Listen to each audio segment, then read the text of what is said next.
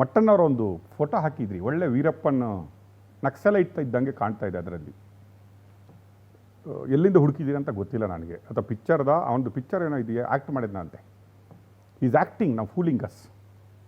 Number 1, ಧರ್ಮಸ್ಥಳದ ಬಗ್ಗೆ ಕೇಳಿದ್ರಿ, ಮದ್ಯವರ್ಜನ ಶಿಬಿರ ಅಂತ ಕೇಳಿದ್ರಿ.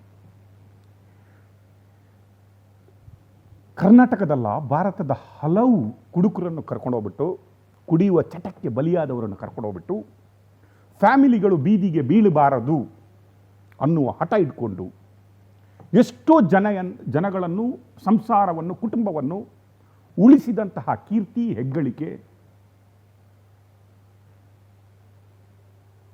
ನಮ್ಮ ಪೂಜ್ಯ ಶ್ರೀ ವೀರೇಂದ್ರ ಹೆಗ್ಗಡೆ ಅವರಿಗೆ ಸಲ್ಲತಕ್ಕದ್ದು.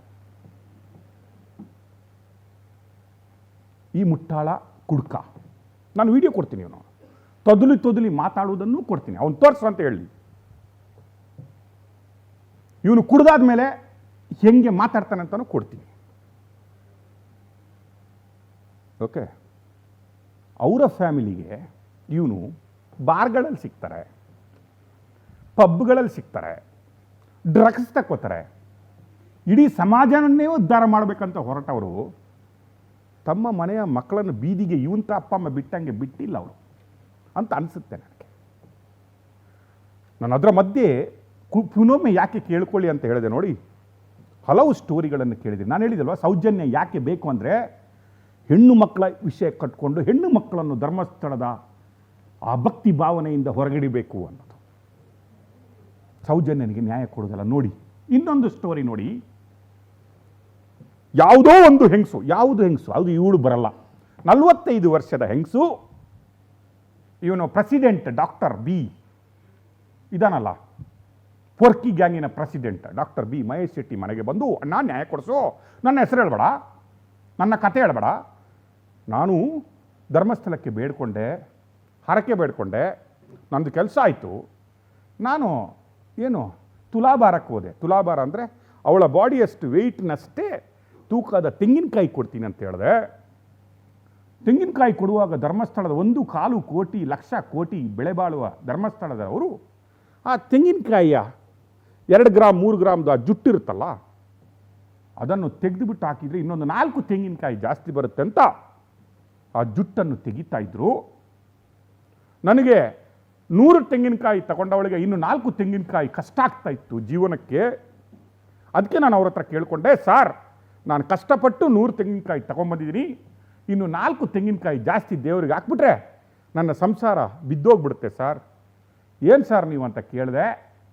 ಆಗ ಅಲ್ಲಿ ನಿಂತ ವೀರೇಂದ್ರ ಹೆಗ್ಗಡೆ ಹೇಳಿದರು, ಅದು ತೂಕ ಜಾಸ್ತಿ ಆಗುತ್ತೆ, ಹಾಗಾದರೆ ನಿನ್ನ ಸೀರೆ ಬಿಚ್ಚಿ ಕೂತ್ಕೋ ಅಂತ ಹೇಳಿದರು. ಎಲ್ಲಿ ಅದು? ಧರ್ಮಸ್ಥಳದ ಮಂಜುನಾಥನ ಎದುರಿನ ಅಂಗಳದಲ್ಲಿ. ನೀವು ಎಷ್ಟು ಜನ ಧರ್ಮಸ್ಥಳಕ್ಕೆ ಹೋಗಿರ್ಬೋದು? ಎಷ್ಟು ಕೋಟಿ ಜನ ಧರ್ಮಸ್ಥಳಕ್ಕೆ ಹೋಗಿರ್ಬೋದು? ಎಷ್ಟು ಕೋಟಿ ಜನ ವೀರೇಂದ್ರ ಹೆಗ್ಗಡೆಯವರನ್ನು ನೋಡಿರಬಹುದು? ಎಷ್ಟು ಕೋಟಿ ಜನ ಎಷ್ಟು ಸಲ ಧರ್ಮಸ್ಥಳಕ್ಕೆ ಹೋಗಿರಬಹುದು? ಎಷ್ಟು ಕೋಟಿ ಜನ ಅಲ್ಲಿ ತುಲಾಭಾರವನ್ನು ಮಾಡಿರಬಹುದು? VVIPಗಳಿಂದ ಹಿಡಿದು ದೇಶದ ಕಡು ಬಡವನವರೆಗೆ, ದೇವರೇ ನೀನೇ ನನ್ನ ಉಳಿಸಿದಿ, ಸಾಲ ಮಾಡಿ ಆದರೂ ಹೋಗ್ಬಿಟ್ಟು ದೇವರ ಹರಕೆ ಸೇರಿಸ್ತೀನಿ ಅಂತ ಹೋದವನು ಎಷ್ಟು ಇರಬಹುದು? ವೀರೇಂದ್ರ ಹೆಗ್ಗಡೆಯವರನ್ನು ಎಷ್ಟು ಸಲ ನೀವುಗಳವರ ಸ್ಪೀಚು, ಅವರ ಮಾತು, ಅವರ ನಡತೆ, ಅವರ ಘನತೆಯನ್ನು ನೋಡಿರಬಹುದು. ನಿಮ್ಗನ್ಸುತ್ತಾ ವೀರೇಂದ್ರ ಹೆಗ್ಗಡೆ ಅಂತವರು, ಧರ್ಮಾಧಿಕಾರಿ ಅಂತವರು, ಒಂದು 4 ತೆಂಗಿನಕಾಯಿ ಜುಟ್ಟಿಗೆ ಒಂದು ತಾಯಿಗೆ ಸೀರೆ ಬಿಚ್ಚಿ ಕೂತ್ಕೊಂಡು ಅಂತ ಹೇಳುವಂಥ ಸ್ಥಿತಿ ಇರಬಹುದಾ? ಅಂಥದ್ದೇನಾದರೂ ಹೇಳಿದರೆ ಯಾವಳೇ ಹೆಣ್ಣುಮಗಳು ಅಲ್ಲೇ ತೆಗೆದು ಬಿತ್ತು ಕಪಾಳಕ್ಕೆ ಬಿಡ್ತಾ ಇರಲಿಲ್ವಾ? ಹೇಳಿ. ಹೇಳ್ತಾನೆ ವೀರೇಂದ್ರ ಹೆಗ್ಗಡೆ, ಹೊರಗಡೆ ಮಾತ್ರ ಚೆನ್ನಾದ ಭಾಷೆ ಮಾತಾಡೋದು, ಒಳಗಡೆ ಎಲ್ಲ ಹೊಲಸು ನಾಲಿಗೆ ಒಂದು ಅಂತ ಹೇಳ್ತಾನೆ. ಎಂಪ್ಲಾಯೀಸ್ಗೆ ಮಾತಾಡುವಾಗ, ಸೇವಕರಿಗೆ ಮಾತಾಡುವಾಗ ಅಸಹ್ಯ ಭಾಷೆಗಳಿಂದನೇ ಇವನ ಅಪ್ಪನ ಭಾಷೆ ಇದೆಯಲ್ಲ, ಇವನ ಬಾಯಿ ಭಾಷೆ, ಇವನ ಅಪ್ಪ ತಿಮುರೋಡಿ ಭಾಷೆ ಇದೆಯಲ್ಲ, ಅದೇ ಭಾಷೆ. Can you believe it? ಯಾರಾದ್ರೂ ಒಬ್ರು ಹೇಳ್ರಿ, ಹೌದು ನಮಗಿದು ಎಕ್ಸ್ಪೀರಿಯನ್ಸ್ ಆಗಿದೆ, ಸಜ್ಜನರು ಬನ್ರಿ ಹೋರಾಡುವರಿ, ಯಾರಾದ್ರೂ ಒಂದು ಮಹಿಳೆ ಹೇಳ್ರಿ ನಮ್ದು ಸೀರೆ ಬಿಚ್ಚಲಿಕ್ಕೆ ಹೇಳಿದ್ದಾರೆ ಅಂತ. ಬನ್ರಿ. 4 ತೆಂಗಿನಕಾಯಿ ಜುಟ್ಟು ಎಷ್ಟಿರ್ಬೋದ್ರಿ? 1 kg ಇರ್ಬೋದ್ರಿ. 4 ತೆಂಗಿನಕಾಯಿ ಜಾಸ್ತಿ ಆಗ್ಬೋದಾ? ಇವನು ಹೇಳುವ ಟೈಮ್ ಆದರೆ ಆಗ ತೆಂಗಿನಕಾಯಿಗೆ ನಮ್ಮ ಊರಲ್ಲಿ ಒಂದು 5 ರಿಂದ 10 ರೂಪಾಯಿ, ದೇವಸ್ಥಾನದ ಹತ್ರ ಒಂದು 20 ರೂಪಾಯಿ ಇರ್ಬೋದು ಇವನು ಹೇಳುವ ಕಾಲಕ್ಕೆ. ಈಗ 50 ರಿಂದ 75 ರೂಪಾಯಿ ಇದೆ. 100 ತೆಂಗಿನಕಾಯಿ ತಂದವಳಿಗೆ 4 ಅವಳು ಕೇಳ್ಬೋದಾ, ಅಣ್ಣ ಜುಟ್ಟಿಂದ 4 ತೆಂಗಿನಕಾಯಿ ಉಳಿತೆ ನಂದು ಅಂತ ಹೇಳ್ಬೋದಾ? ಅಲ್ಲ, ವೀರೇಂದ್ರ ಹೆಗ್ಗಡೆಯವರು ನಿನ್ನ ಸೀರೆ ಬಿಚ್ಚಿ ಕೂತ್ಕೊಳ್ಳುವಂಥ ಅಂಗಳದಲ್ಲಿ, ಮಂಜುನಾಥನ ಅಂಗಳದಲ್ಲಿ ಹೇಳ್ಬೋದಾ? ಇವರಿಗೆ ದೇವರ ಹೆದರಿಕಿಲ್ಲ, ಇವರು ಹಿಂದೂ ಧರ್ಮದವರನ್ನು ನಂಬಲ್ಲ ಅಂತ ಹೇಳ್ತಾರೆ. ಧರ್ಮಸ್ಥಳಕ್ಕೆ ಎಷ್ಟು ಸಲ ನೀವು ವಿಸಿಟ್ ಮಾಡಿದ್ರಿ? ಅಲ್ಲಿ ನಡೆಯುವ ಪೂಜೆ, ಕಾರ್ಯ, ನೈವೇದ್ಯ, ಸಿಸ್ಟಮು, ಲಕ್ಷ ದೀಪೋತ್ಸವ ಎಲ್ಲದನ್ನು ನೋಡಿದ್ರೆ ಎಲ್ಲಿಯಾದರೂ ಹಿಂದೂ ದೇವಸ್ಥಾನದ ಆಚರಣೆಗಳು ಆಗ್ತಾ ಇಲ್ಲ, ಅವರಿಗೆ ನಂಬಿಕೆ ಇಲ್ಲ ಅಂತ ನಿಮ್ಗೆ ಯಾರಾದರೂ ಅನ್ಸುತ್ತಾರೆ? Let me know. This is not a biased show, television show, TRP show ಅಲ್ಲ. ಸಮಾಜದ ಕಳಕಳಿಯಿಂದ ಹಿಂದೂ ಧರ್ಮದ ಘನತೆ ಎತ್ತಿಡಿಲಿಕ್ಕೆ, ಸಮಾಜದ ಘನತೆ ಎತ್ತಿಡಿಲಿಕ್ಕೆ, ಸಮಾಜ ದಾರಿ ತಪ್ಪಬಾರದು ಅನ್ನುವ ಕಟ್ಟ ಕಡೆಯ ನಿಲುವಿನೊಂದಿಗೆ ಈ ಎಪಿಸೋಡ್. ನಿಮ್ಗೆ ಅನ್ಸುತ್ತಾ? ತೋರಿಸ್ರಿ ನನಗೆ, ನಾನು ತೋರಿಸ್ತೀನಿ ರೀ ಯಾವ ದೇವಸ್ಥಾನಗಳಲ್ಲಿ ಹಿಂದೂ ಆಚರಣೆಗಳು ಸರಿಯಾಗಿಲ್ಲ, ಕಾಟಾಚಾರಕ್ಕೆ ಮಾಡ್ತಾರೆ ಅಂತ. ಒಂದು ಯಾವುದು ಆಚರಣೆಯನ್ನು ಒಂದು ದಿನ ಆದರೂ ಧರ್ಮಸ್ಥಳದಲ್ಲಿ ತಪ್ಪಿದೆ ಅಂತ ಯಾರಾದರೂ ತೋರಿಸ್ರಿ. ಈ ಆಚರಣೆ ಈಗ ಮಾಡಿಲ್ಲ ಅಂತ ತೋರಿಸ್ರಿ. ಅಲ್ಲ, ನೀವುಗಳು ಹೋದಾಗ ಅಲ್ಲಿ ಹಿಂದೂ ದೇವರಿಗೆ ಅಪಮಾನ ಆಗುವಾಗೆ, ಅಥವಾ ಹಿಂದೂ ದೇವರಿಗೆ ಅನಾಚಾರ ಆಗುವಾಗೆ, ಹಿಂದೂ ಧರ್ಮಕ್ಕೆ ಅನಾಚಾರ ಆಗುವಾಗೆ ಅಲ್ಲಿ ಪೂಜೆಗಳಾಗ್ತಾ ಇಲ್ಲ, ಅನ್ನದಾಸೋಹ ಆಗ್ತಾ ಇಲ್ಲ, ಶಿಕ್ಷಣ ದಾಸೋಹ ಆಗ್ತಾ ಇಲ್ಲ.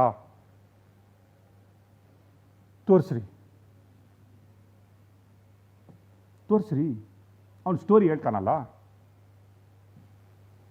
ನಾವೆಲ್ಲ ಹೇಳಿದ್ರಿ. ವೀರೇಂದ್ರ ಹೆಗ್ಗಡೆ ಅವರು ಸೀರೆ ಬಿಚ್ಚಿ ಹೆಣ್ಣು ಮಕ್ಕಳಿಗೆ ಹೇಳಿದಾಗ ಎಷ್ಟು ಹೆಣ್ಣು ಮಕ್ಕಳು ಇದನ್ನು ನಂಬೋದು? ಹೌದಾ, ಇಂಥ ನೀಚರ ಇವರು, ನಾವು ನಡೆದಾಡೋ ದೇವರು ಅಂತ ಅಂದ್ಕೊಂಡ್ಬಿಟ್ಟಿದ್ವಿ. ಮೈ ಗಾಡ್, ಏನು ಅವಿವೇಕಿಗಳು ಇವರು, ಅನಾಚಾರರು ಇವರು, ರೇಪಿಸ್ಟಿಗಳು ಇವರು ಅಂತ ತಲೆಯಲ್ಲಿ ಬರಲ್ವಾ ಹೆಣ್ಣು ಮಗಳಿಗೆ? ಹೇಳ್ರಿ. ದೇಶದ ಪ್ರಧಾನಮಂತ್ರಿ, ಪ್ರೆಸಿಡೆಂಟಿಂದ ಹಿಡಿದು ಎಲ್ಲರೂ ಬಂದಿದ್ರು. ಯಾರಿಗೊಲ್ಲೂ ಅನಿಸಿಲ್ಲ ಅಲ್ಲಿ ಹಿಂದೂ ದೇವರಿಗೆ ಅಪಮಾನ ಆಗಿದೆ, ಹಿಂದೂ ಕಾರ್ಯಾಚರಣೆಗಳು ನಡೀತಾ ಇಲ್ಲ, ಹಿಂದೂ ಧರ್ಮದ ರೀತಿಯಲ್ಲಿ ನಡೀತಾ ಇಲ್ಲ. ಯಾವುದು ಯಾರಿಗೆ ಗೊತ್ತಾಗಿಲ್ಲಲ್ಲ ರೀ.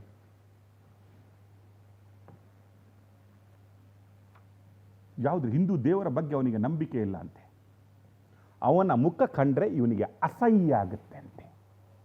ಎಣಿಸ್ಕೊಂಡ್ರೆ ಅಸಹ್ಯ ಆಗುತ್ತಂತೆ. ಈ ಮುಟ್ಟಾಳನಿಗೆ, ಈ ಅಯೋಗ್ಯನಿಗೆ, ಈ ಅನಾಗರಿಕನಿಗೆ ಇವನ ಮುಖ ಕಂಡ್ರೆ ನಾಯಿನೂ ಕಾಲೆತ್ತಲ್ಲ.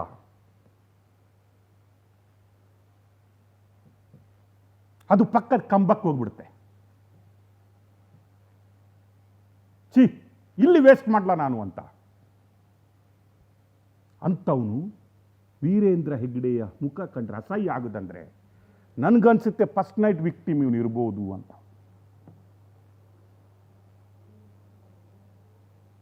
ಅಷ್ಟು ಅಸಹ್ಯ ಇವನಿಗೆ ಬರಬೇಕಾದ್ರೆ may be he is the first night victim. ಅದರ ನಂತರ ನೀನು ದಾಸೋಹ ತಿಂದ ಅಂತೆ, ಇಬ್ಬರದು ಪರಿಚಯ ಇದೆ ಅಂತೆ.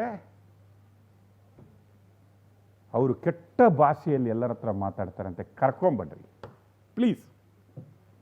I also seen him. ನಾನು ಅವರ ಒಡನಾಟ ನೋಡಿದ್ದೀನಿ, ಅವರ ಸ್ಪೀಚ್ಗಳನ್ನು ಕೇಳಿದ್ದೀನಿ, ಅವರ ಟಿವಿಯಲ್ಲಿ ಬರುವ ನಿತ್ಯ ಒಂದು ಶುಭಾಶಯಗಳನ್ನು ಕೇಳಿದ್ದೀನಿ.